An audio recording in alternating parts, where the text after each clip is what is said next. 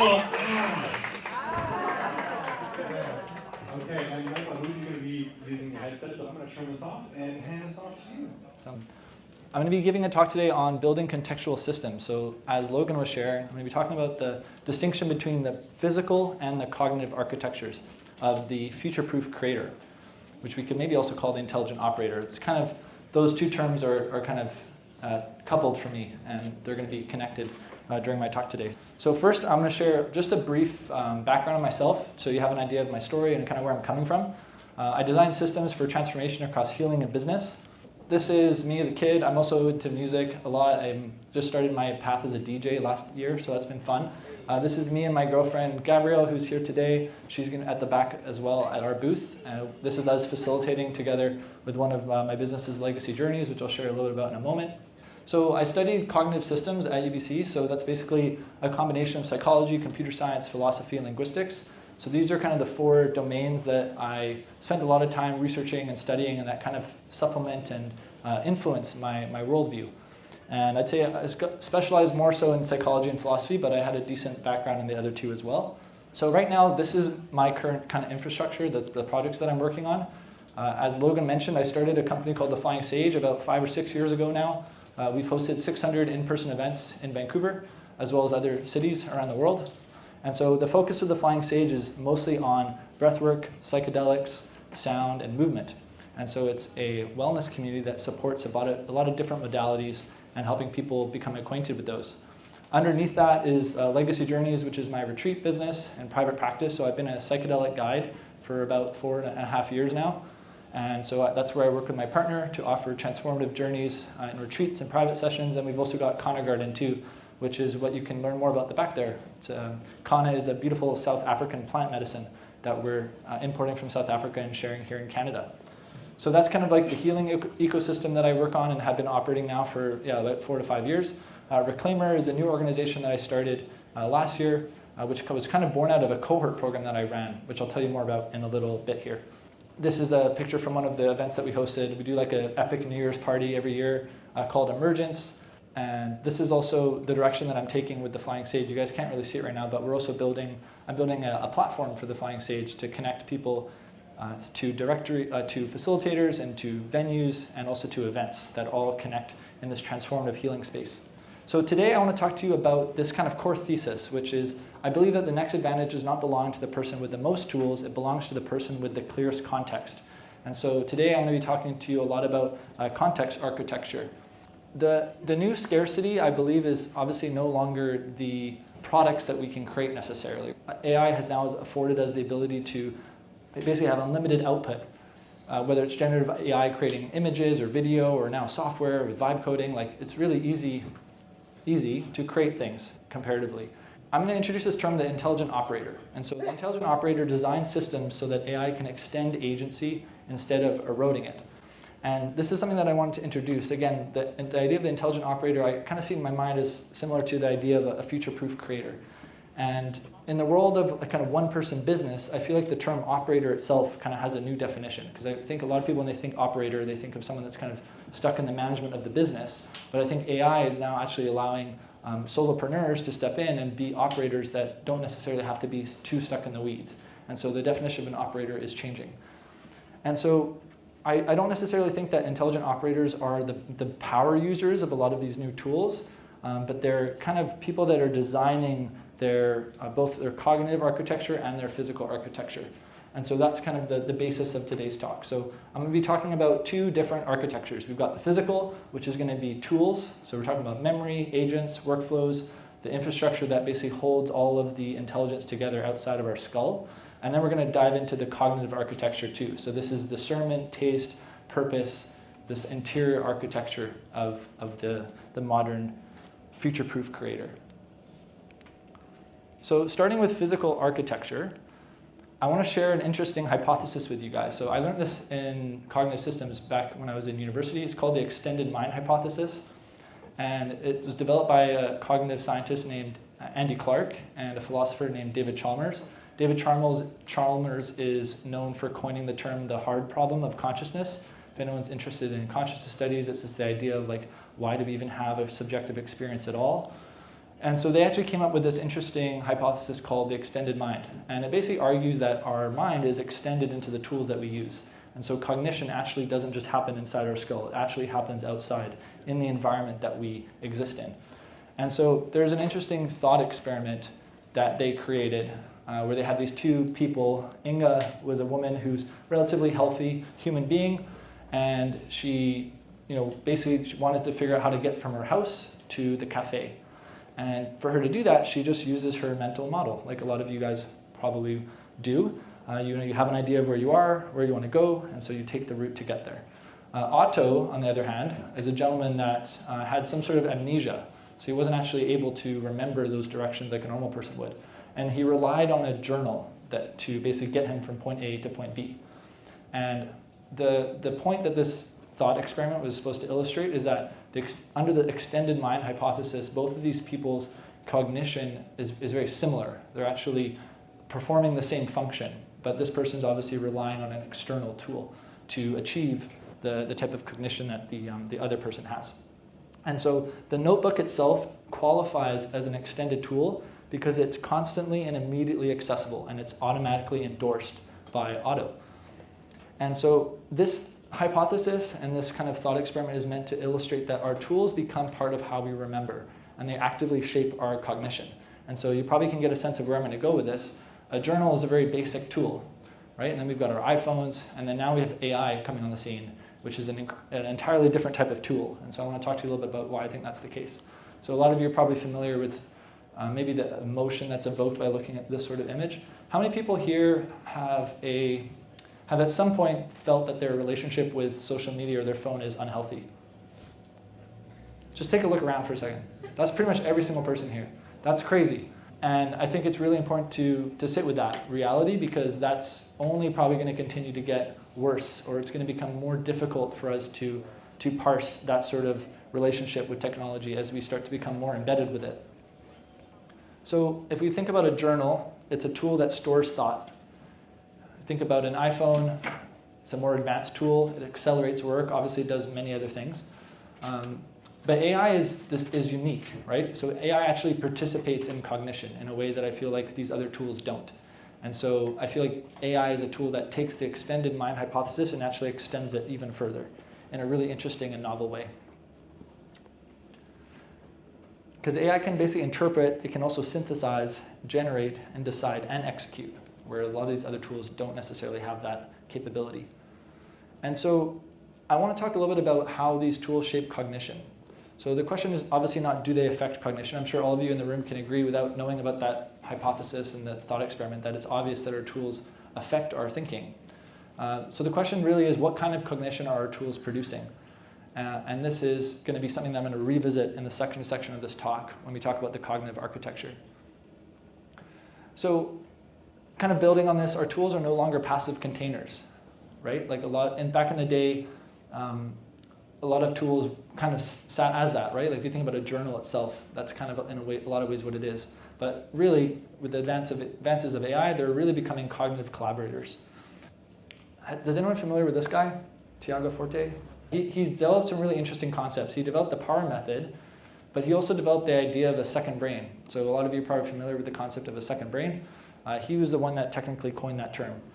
And something I thought is just interesting, what I've been noticing is that with the advances in new technology like AI, some of the older ways that we relate to certain tools, I feel like is changing.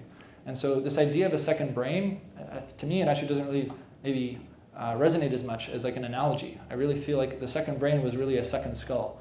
It was a container for intelligence. It was useful, but it was in a lot of ways inert, right? It wasn't actually dynamic. It was a place to store things. So think about like a Notion workspace. And so this has kind of got me thinking about a nice working anatomy for the operator. So kind of connecting some of these new tools that are coming out to the body and kind of making a connection there between the body, the human body, and these tools. So I like to invite you to think about the brain as like the human brain is connected to like the LLM that you might be using. So this could be Claude, this could be Gemini, this could be Kimi, this could be whatever tools, whatever LLMs you're using. This is like where the reasoning and language takes place, right? So that's really more akin to a brain. MCP, Model Context Protocol, this is a language that was introduced by Anthropic in 2023, and it's now becoming the gold standard of how different apps kind of connect to each other using AI. So this is almost, I like to think about it as like the nervous system. So it's the signal and the connection. Then we have the muscles of the body, right? This is agents, this is skills, this is repeatable actions that are bundled together to create actual movement in the system. And then there we have the skeleton. So we're talking about, again, Notion or Obsidian or whatever tool it is that you're using to collate all of your information together. This is kind of like the structure, as I was saying. So moving away from the idea of it as a second brain to more of like a second skeleton. So for me, I find this kind of analogy helpful. I hope it might be helpful for you as well. Take it or leave it. But this was something that I just wanted to put out there because I feel like it can be a helpful way to think about these tools as we go forward. And coming back to this idea of the physical architecture. It's important to choose your tools wisely. A big part of choosing the right physical infrastructure is obviously choosing the tools that you use. And so I think it's really important to be careful with what tools you're working with and know which ones to kind of command in the right situations because different problems call for different tools. And it's also interesting to I think explore the idea now that people actually have the opportunity to create tools where that opportunity didn't exist before, right? So a lot of the time in the last many years, you would have to go to buy some sort of software to be able to achieve some sort of thing, and then a workplace would just become this coalition of multiple different tools all scattered together. I'm sure we've kind of all experienced that to some extent.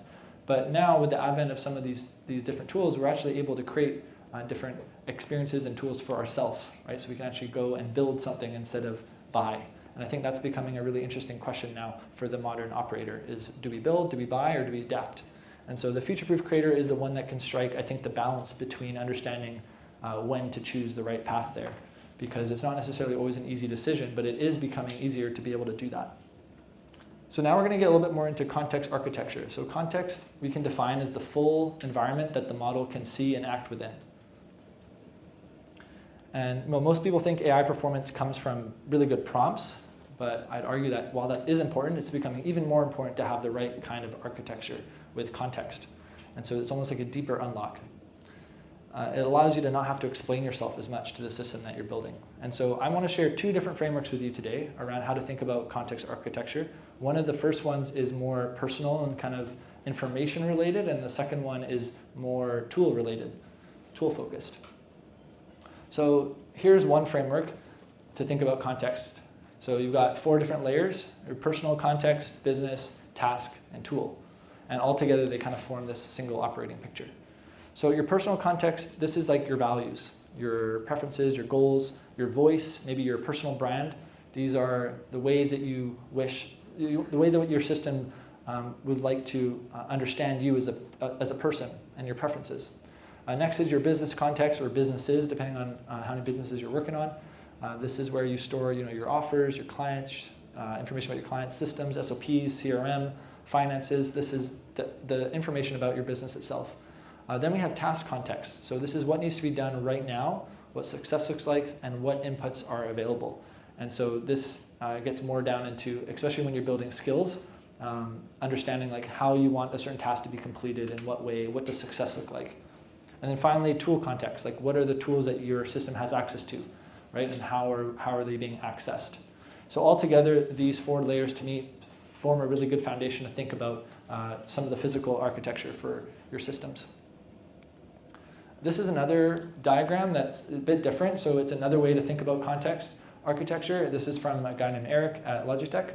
And so at the top you got projects, but then here you've got kind of plugins, skills, your operating manual, and extensions. And so this is, I guess, a little bit more of a technical way to think about context. So this is kind of getting a little bit more into the weeds. But yeah, basically plugins, thinking about plugins as the ways to connect to different AI tools.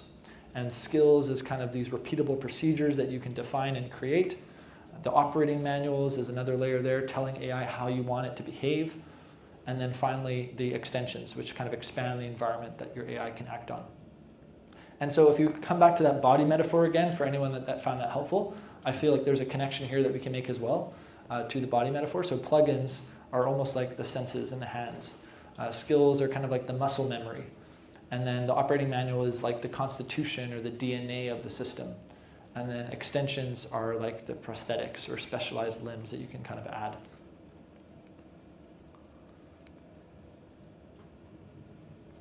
So all of these different layers of context form together to create what I hear a lot of people referring to now is like this intelligence layer.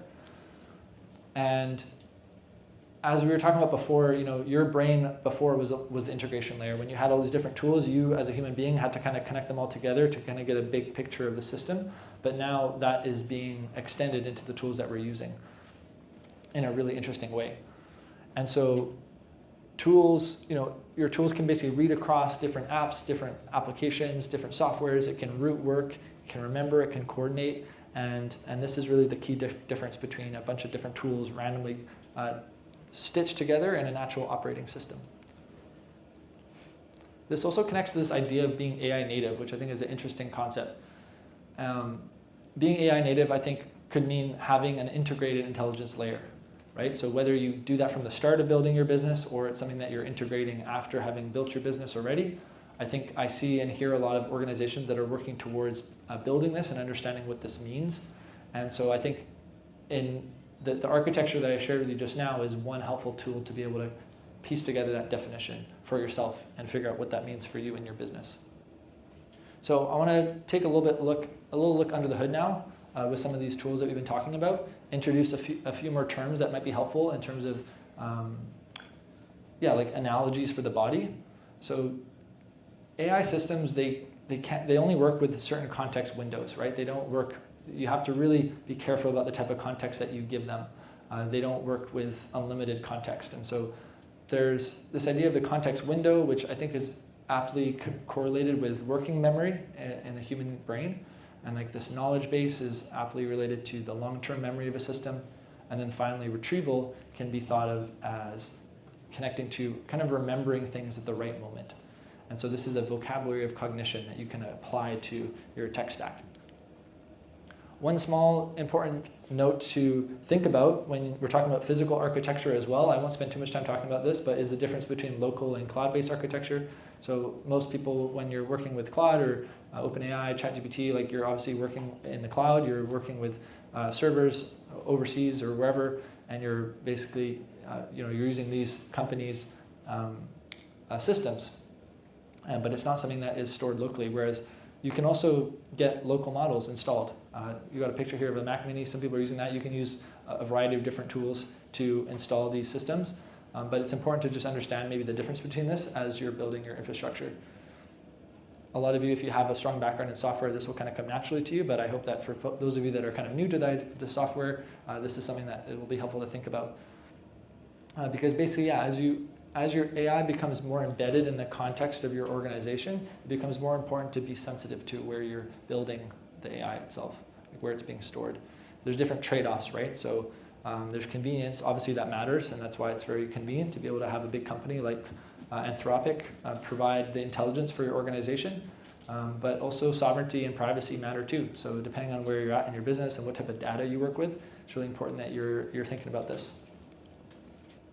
Now, last piece that I want to talk to in terms of physical architecture is this difference between typing and speaking, which I think is an interesting emerging change that I see happening both in my own workflows, but also the people that I talk to.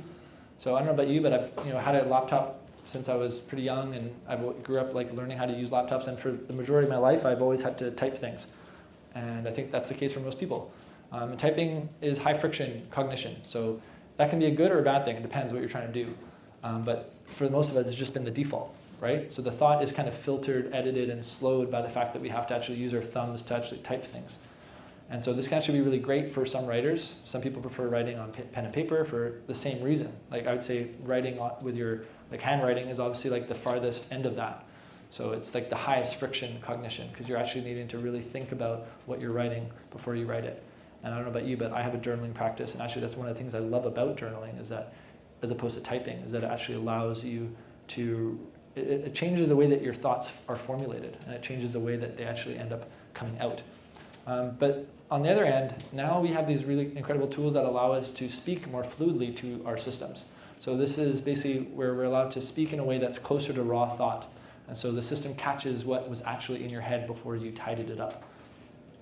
So yeah, neither is better. It just depends on the type of work that you're doing. And so it's helpful to understand how these, again, coming back to this idea of how our tools shape our cognition, your cognition is being shaped by the way you use them as well. There's this company called Whisperflow that I'm a personal fan of. There's a bunch of different companies like it out there. I just got an email today from them, so I just thought it was funny. I thought I'd include it. But this is all the words that I've spoken this month into my computer. So it goes to show that, these, I don't know, for me, I find it very helpful, especially when I'm working in the vibe coding realm of things. But yeah, it just allows you to communicate more easily. And I think it speaks to this interesting point, which is ambient AI is coming for us, or it's almost here.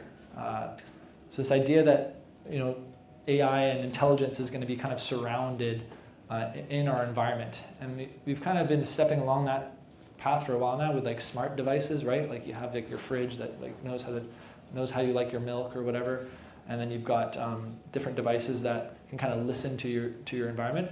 Is anyone familiar with the movie Her? Anyone seen that? Yeah, pretty famous movie that came out a while ago.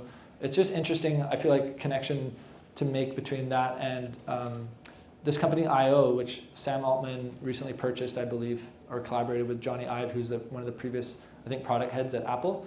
My understanding is that they're building a device very similar to this little guy here that was kind of a prominent feature in that movie. This idea that you have this kind of ever-listening, ever-present, omniscient almost AI in your field. It seems like we're maybe moving in that direction. And so it just speaks to, the reason I bring it up is not to say whether it's good or bad, but just to speak to the idea that I think speaking to these systems is actually going to become more of a common way that we engage with them as opposed to typing. So who knows, maybe we'll look back in the next 5-10 years and think typing is like a really outdated thing, like a typewriter. Who knows? All right, so that was the physical architecture that I wanted to share with you around some tips and ideas around how to think about physically how to set up these different systems. Next, I want to talk about cognitive architecture. So this is more the realm of attention, discernment, taste, purpose, and so this interior architecture that decides what the system is for. Because as we've mentioned, external, like building our external intelligence system is important, but it really is only half the game. And so a question I'd like to invite you to think about and sit with is how should I consciously orient my mind towards these systems? And again, coming back to this term orienting, I think it's really important. And really what I'll share later is like one of the last things we have left in some ways. So one thing to mention here is just like how do we think about AI, right? Like how do we relate to it? AI is not necessarily a teacher by default. It's more like a mirror with agency or a collaborator without a conscience. And so the human, you, have to bring the conscience to the tool. And obviously relationship shapes outcome. How we relate to a tool changes what it becomes. So for example, if you see AI as a vending machine, then you might get shallow transactions. If you see it as a servant, it might kind of over-delegate. If you see it as an oracle, it might outsource judgment. And if you see it as a collaborator, hopefully it'll help you stay more in the loop. And so there's an interesting kind of tangent, or I guess bridge that I want to make here between my work that I've been doing in the realm of like vibe coding and tech with the psychedelic world that I come from, and I've been working for 5 years. When I work with clients in the psychedelic world, I always encourage them to approach medicine with reverence. It's a sacred plant or sacred tool, and depending on how you approach your work with that, it's going to actually change the experience that you have, right? Like if you approach psychedelics intentionally with reverence as a sacred tool, it's going to be different than if you approach it as something that you just want to get something out of. A lot of people come to work with us sometimes and they have this like laundry list of things that they want to get out of psychedelics. And I always encourage them to simplify that and really try to bring your intention to the medicine almost as like an offering, as opposed to something that you want to take. And so there's an interesting analogy there, I feel like, between the way we connect with our tools too. A lot of you are probably familiar with the fact that AI is oftentimes a cheerleader, right? It's like a yes man, like really encourages you to, it makes you feel good about yourself. And there's also interesting and kind of scary research coming out about kind of, sycophantic AI and just like how it like really like tries to, it's like in some cases it can be like the worst people pleaser out there. It really wants to make you happy and make you feel good about yourself. And this has led to all sorts of strange things. And so just important, the takeaway here is just to make sure you're mindful of how, not only how you're relating to AI, but like how your AI is relating to you. Or like how are these tools relating to you? And are you forming a relationship with a cheerleader or a challenger? Because it's really important to have both. You want to steer how your AI relates to you, not just how you relate to it. So that's kind of the takeaway there. Another piece that's really important to talk about in terms of cognitive architecture is our focus, right, and deep work. AI makes deep work more valuable, not less, and it's really more important than ever now. So I've thrown up a few ideas here of things that the machine or AI systems ideally shouldn't be doing for you. These are things that kind of hopefully will stay in the human domain. Defining the problem, making taste-based decisions, seeing the whole system, choosing what not to do, holding the vision. These are all really key, I'd say, parts of the human experience and part of what in the future-proof creator is going to be increasingly dealing with and focusing more time on. And a lot of these things, I'd say, are enhanced with the capacity to engage in deep, thoughtful work. I wanted to share a simple little framework that I found helpful. It's really simple in terms of organizing your work, and that is the two-priority system. Just this idea that it might be helpful to organize everything that you've got to do in a week or a day, just organize it into two categories. You've got stuff that requires deep work and then everything else. And I feel like for me, that's been a helpful way to organize things. I used to organize things thematically or maybe by industry or department, depending on what I needed to work on in my business. But I found this to be a really additional layer, either to exclusively focus on or to add into the way that you currently focus your work. Because you'll find that obviously it's very hard to do deep work tasks when you're not in a deep work environment. That kind of defeats the whole purpose of it, right? So when you have a clear list of things that you need to work on that require deep work, then it's a lot easier to be able to figure out when in your week you're going to be able to spend time on doing that. This was kind of the foundation for the cohort program that I mentioned at the beginning of this talk. So it's kind of what Reclaimer was born out of. This basically deep work detox program that I created, and we are a group of people that would meet every day from Monday to Friday at 6 a.m. till 7:30 a.m. for 3 weeks. It'd be like a 3-week sprint. We would do our most important work in the morning before the sun rises together, so that the idea was that the rest of your day could be open to work on things that are maybe more important to you, like spending time with your partner or spending time with your kids or doing creative things or going to the gym or whatever. And so if you want to learn more about that, come chat with me after, but that's kind of what kicked off a lot of this work for me. And I've run that program 7 times now.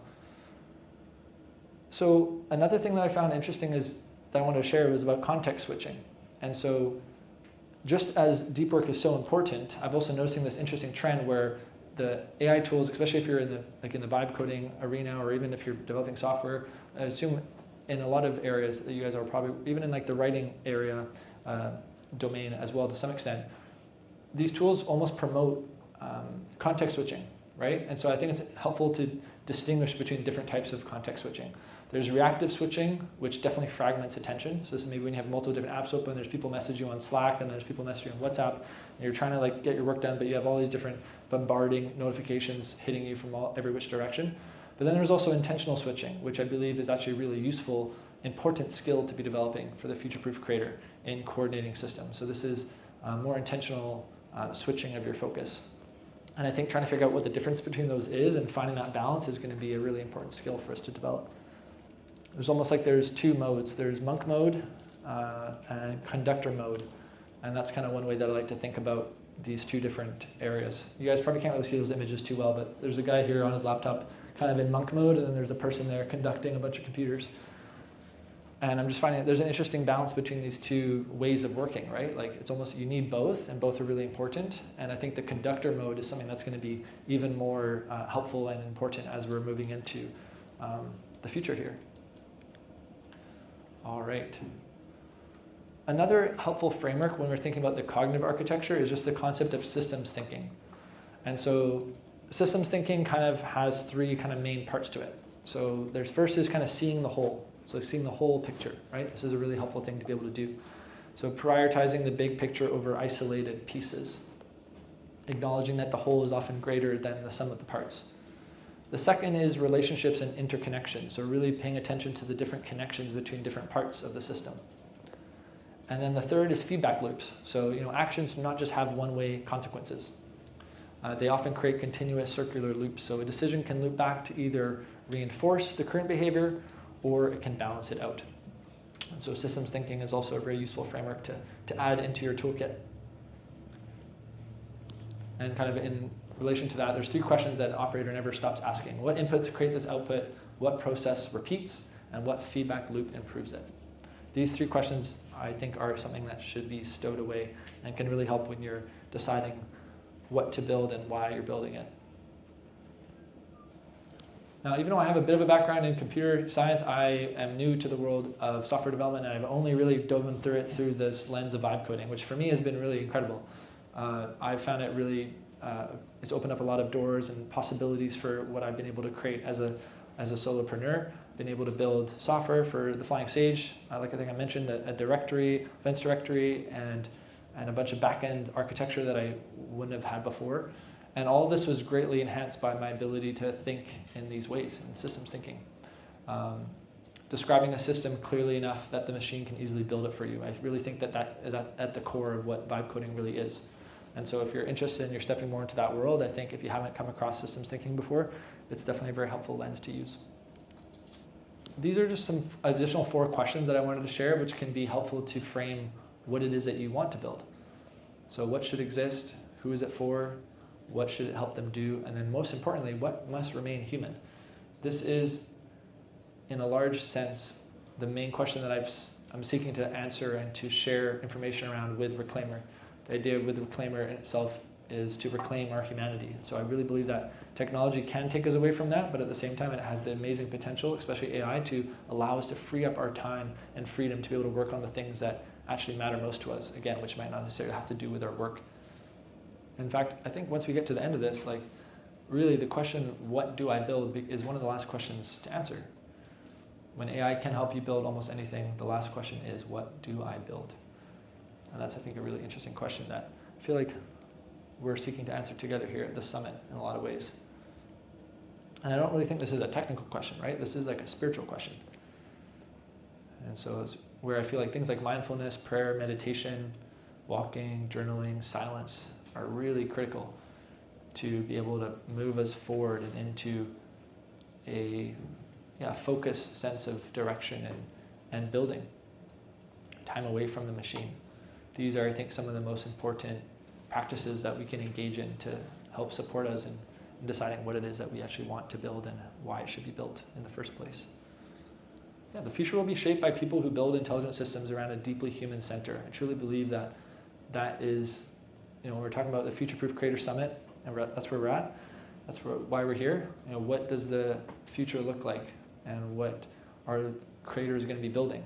I think this framework, I hope, will be a helpful guide towards deciding what it is that should be built. Because I think we have a lot of power and opportunity to step into a new frame that hasn't really been available to us before. And so just to recap a little bit, we've talked a bit about the physical architecture. So again, this was the tools, the memory, the agents, workflows, intelligence layers. And then we've also now talked about the cognitive architecture too. So this is attention, discernment, taste, purpose, clarity. So I believe that the intelligent operator is a disciplined human being with well-designed extensions who can navigate these different dualities. I think we're pretty good here. That's it for me. Thank you.